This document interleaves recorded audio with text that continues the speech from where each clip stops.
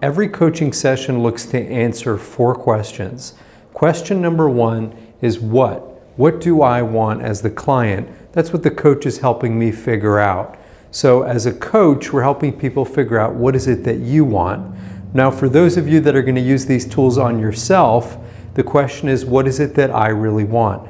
Albert Ellis, one of the founders of modern psychology, said that therapy, and it's true for coaching as well, is 2 people trying to figure out what the hell one of them wants. We're both sitting here trying to figure out what it is that you really want. Because as human beings, when we know what we really want, everything else becomes so much more simple.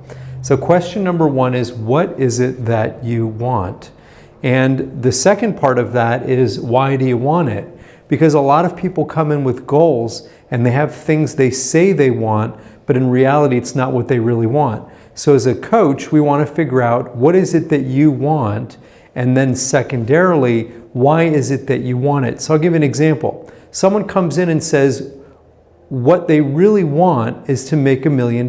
So you say, great, we have a goal. As a coach, I can help you figure out how to make $1 million, but hold on. Maybe that's not what they really want. So we ask them, well, why do you want $1 million? And they'll say, because it'll make me happy. And then we ask them, do you think having $1 million will actually make you happy? And when they think about it, they realize, no, that's not what will make them happy. So what is it that you really want?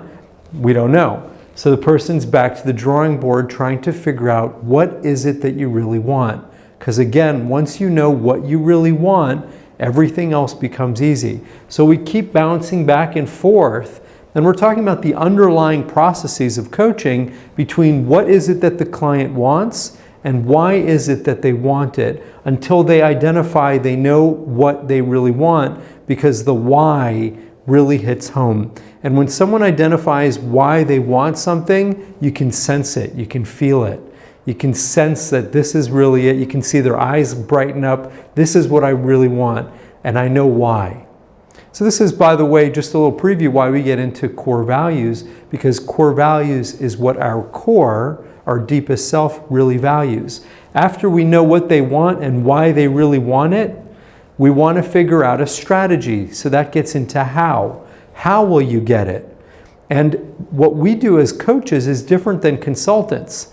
A consultant will tell you how to get it, whereas a coach will help you figure out the best process for you, generally through listening and asking questions until you figure out your own best strategy.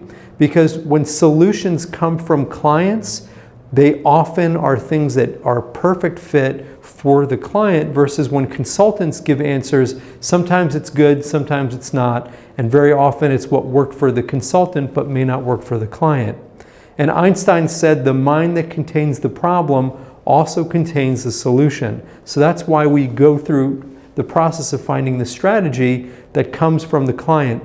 And then finally, when will you do it? This is all about action plan and figuring out what are the steps that you're going to be taking.